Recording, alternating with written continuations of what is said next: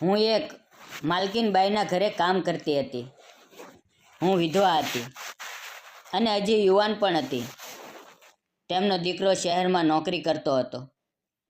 તેની મા બીમાર હતી એટલે તે 15 દિવસની રજા લઈને ઘરે આવ્યો હતો. હું તેની માતાની ઘણી સેવા કરતી હતી. આ કારણે તે બહુ ખુશ રહેતો હતો. એક દિવસ હું તેને તેના ઓરડામાં ચા આપવા ગઈ. તે લેપટોપ પર કંઈક કામ કરી રહ્યો હતો. તે બહુ સુંદર લાગતો હતો. હું તેને ચોરી ચોરી જોઈ રહી હતી. તેણે મને પોતાની પાસે આવીને બેસવાનું કહ્યું. તે સમયે ઘરમાં અમે બંને જ હતા. તેણે મારો હાથ પોતાના હાથમાં લીધો અને મિત્રો, આજની અમારી કહાની માત્ર શિક્ષણ અને મનોરંજન માટે છે. આ કહાનીના પાત્રો અને ઘટનાઓ કાલ્પનિક છે. તેથી તેનો કોઈ પણ વ્યક્તિ, જગ્યા કે સંસ્થા સાથે કોઈ સંબંધ નથી. તો ચાલો હવે શરૂ કરીએ આ રસપ્રદ સફર. નમસ્કાર મિત્રો, મારું નામ ઈશ્વરી છે. હું વિધવા છું. મારા ઘરની આર્થિક સ્થિતિ નબળી હતી. મારા માતા પિતા બીજાના ખેતરમાં મજૂરી કરીને કોઈ રીતે ગુજારો કરતા હતા. મારે એક ભાઈ અને એક બહેન છે અને હું ઘરમાં સૌથી મોટી છું. ગરીબીને કારણે મારા ભણતરની સફર 12 સુધી જ થઈ શકી. ત્યાર પછી ઘરના લોકોએ મારા લગ્ન માટે સંબંધ જોવાનું શરૂ કર્યું અને 4-5 વર્ષમાં મારા માટે એક સારો સંબંધ આવ્યો. તે છોકરો એક સારી કંપનીમાં કામ કરતો હતો. લગ્ન પછી મારો પતિ મારા પ્રત્યે ખૂબ સારું વર્તન કરતો હતો. મારી દરેક નાની મોટી જે કાંઈ જરૂરિયાત હોય તેનું ધ્યાન રાખતો હતો. સાસુ સસરા પણ સારા હતા, પણ ક્યારેક ક્યારેક મને તાણા આપતા હતા. તેમ છતાં અમારું જીવન સારી રીતે ચાલી રહ્યું હતું. પણ મિત્રો, કિસ્મતને કંઈક બીજું જ મંજૂર હતું. લગ્નના માત્ર 2 વર્ષ પછી જ મારા પતિનું હાર્ટ એટેકથી અચાનક અવસાન થઈ ગયું. એક ક્ષણે એવું લાગ્યું કે મારા પર દુઃખનો ડુંગર તૂટી પડ્યો હોય. મારા માતા પિતા મને ઘરે લઈ આવ્યા. હું સંપૂર્ણ એકલી પડી ગઈ હતી. કોઈ કામમાં મન નહોતું લાગતું. મને જમવાનું પણ ભાવતું નહોતું. મારા પિતાને પણ ખૂબ દુઃખ થતું હતું કે તેમની દીકરીનું ઘર ઉજળી ગયું. મારા પતિને ગયે 3-4 મહિના થયા હતા. મેં વિચાર્યું કે હવે ફરીથી સાસરે જાઉં, કારણ કે મારા મા બાપ પર હું બોજ બનીને રહેવા નથી માંગતી. પણ જ્યારે હું સાસરે ગઈ તો ત્યાં મારી સાથે ખૂબ ખરાબ વર્તન થવા લાગ્યું. મારા સાસરિયાવાઓએ મને નફરતથી જોવાનું શરૂ કર્યું. તેમને લાગતું હતું કે મારા કારણે જ તેમના દીકરાનું અવસાન થયું છે. તેઓ મને તાણા આપતા, મારપીટ કરતા. પછી હું સાવ તૂટી ગઈ. મને સમજાતું નહોતું કે હવે શું કરવું. પણ એક દિવસ તેણે મને ઘરેથી કાઢી મૂકી. હું પિયરમાં ના ગઈ અને અહીંયા ત્યાં ભટકતી રહી. હું થાકીને હારીને જ્યારે સ્ટેન્ડ પર બેસીને રડી રહી હતી, ત્યારે એક સ્ત્રીએ મને જોઈ. તે મારી નજીક આવીને મારા હાલચાલ પૂછ્યા. મેં મારી આખી કહાની તેને કહી. તેને મારી ઉપર દયા આવી અને તે મને પોતાના ઘરે લઈ ગઈ. તેનું ઘર મોટો બંગલો હતું. તેમના પતિનું પણ અવસાન થઈ ગયું હતું અને તે પોતાના દીકરા સાથે રહેતી હતી. પણ અત્યારે દીકરો શહેરમાં નોકરી કરતો હતો. મેં તેને ત્યાં કામ કરવાનું શરૂ કર્યું. ઝાડુ, પોતા, રસોઈ. હું ઘરના બધા કામ કરતી હતી.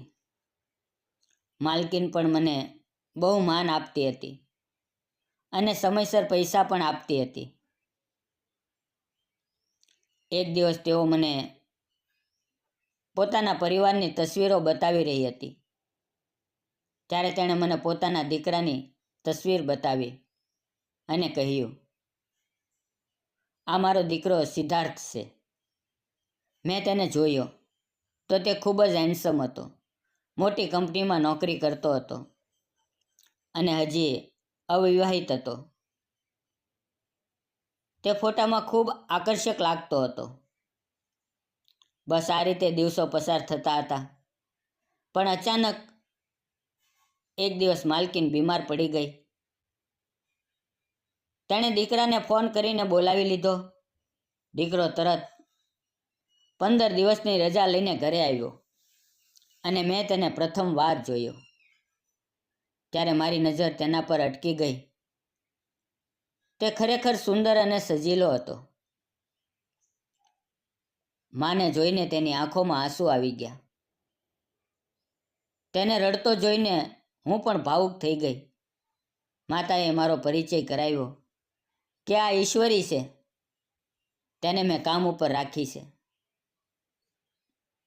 તે વિધવા છે, પરંતુ મારી ઘણી સેવા કરે છે.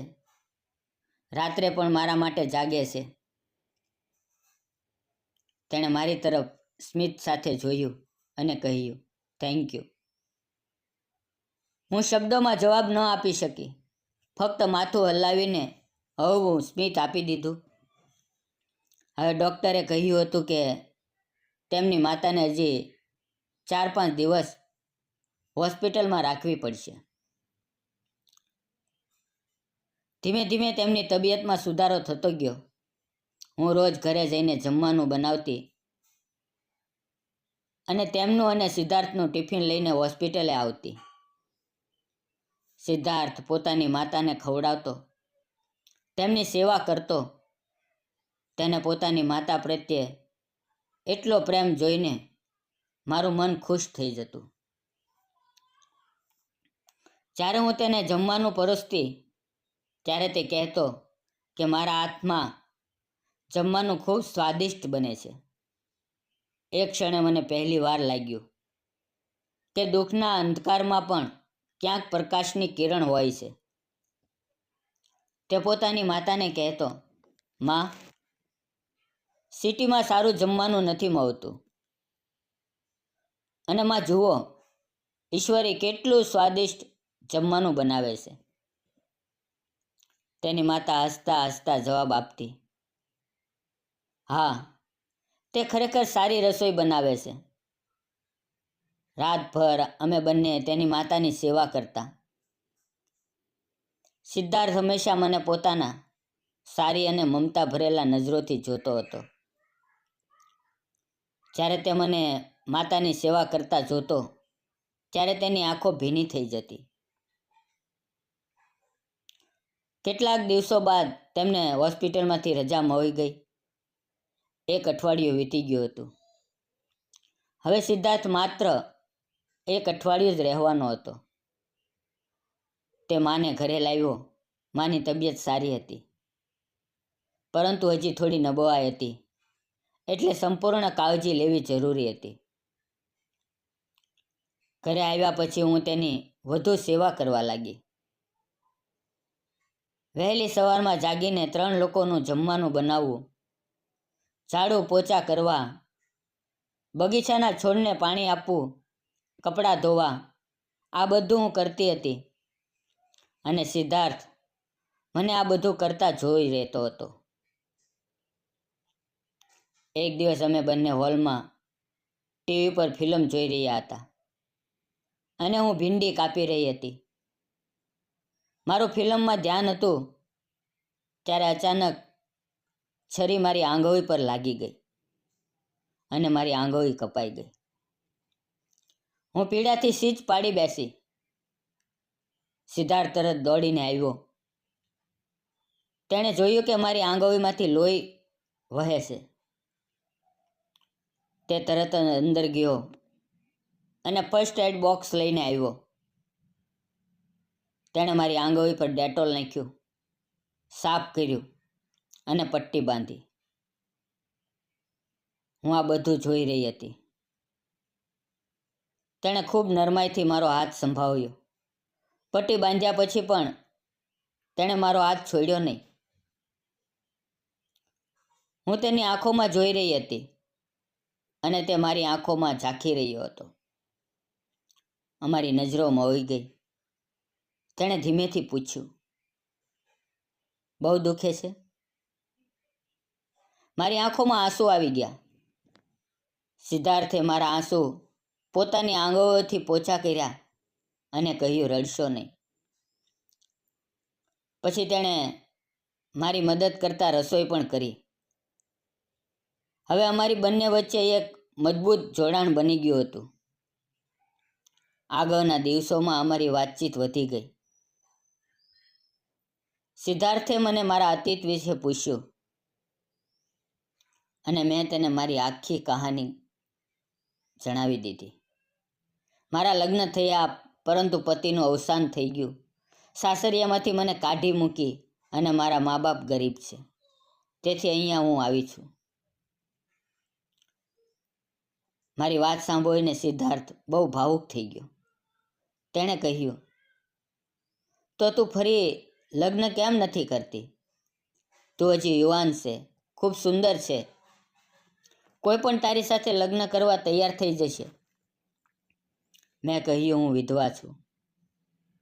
કોણ કરશે મારી સાથે લગ્ન? લોકો તો ફક્ત પોતાનો ફાયદો જ જોવે છે.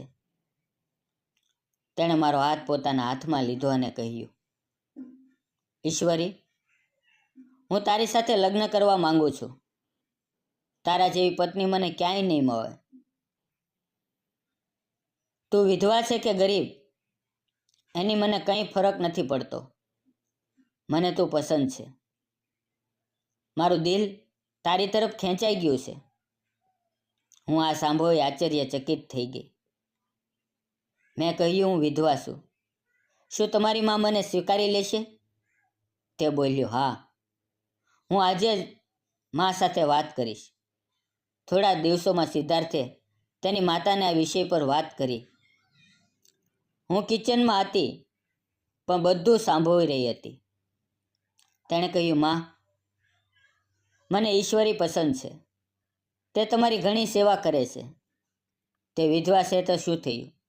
જો હું કોઈ બીજી છોકરી સાથે લગ્ન કરું અને તે તમારી કાળજી ન રાખે તો શું થશે? હું ઈશ્વરી સાથે લગ્ન કરવા માંગુ છું. પણ માં, તમારો મત મહત્વનો છે. તેની માતાની આંખોમાં આંસુ આવી ગયા. તેણે મને બોલાવી. મારી આંખોમાં પણ આંસુ હતા. તેમણે મને અને સિદ્ધાર્થને ગળે લગાડી લીધા. તેમના આ ગળે લગાડવામાં જ તેમની હાથ છુપાયેલી હતી. થોડા જ સમયમાં અમારા લગ્ન થયા. મારા માતા પિતા પણ લગ્નમાં આવ્યા. બધા ખુશ હતા. આજે હું સિદ્ધાર્થ અને મારી સાસુ સાથે ખૂબ ખુશીથી જીવન જીવી રહી છું. સિદ્ધાર્થ મને ઘણો પ્રેમ કરે છે અને હું પણ તેને અને તેની માતાને દિલથી પ્રેમ કરું છું. મિત્રો, સિદ્ધાર્થે મારી સાથે લગ્ન કર્યા. હવે તમે કહો, શું તેણે ખોટું કર્યું કે સાસું? અસલ સચ્ચાઈ એ છે કે પ્રેમ ક્યારેય વ્યક્તિના જન્મ, પરિસ્થિતિ કે અતીતને જોઈને થતો નથી. પ્રેમ હંમેશા દિલની ભાવના અને ઈમાનદારીને જોઈને થાય છે. વિધવા સ્ત્રીનું જીવન પૂરું થતું નથી. તેને ફરીથી શરૂ કરવાનો મોકો મળવો જોઈએ. સિદ્ધાર્થ અને ઈશ્વરીની પ્રેમ કથાએ સાબિત કરી દીધું કે પ્રેમમાં ભેદભાવ ન હોવો જોઈએ. ફક્ત સમર્પણ, સન્માન અને અપનાવ હોવું જોઈએ. જો અમારી આ પ્રેમ કથા તમને ગમી હોય તો વિડીયોને લાઈક, શેર અને સબસ્ક્રાઈબ કરવાનું ભૂલશો નહીં. ફરી મળશું મિત્રો આવતીકાલે. ત્યાં સુધી આવજો. વિડીયો પૂરો જોવા બદલ આપ સૌ મિત્રોનો દિલથી ધન્યવાદ. ધન્યવાદ મિત્રો.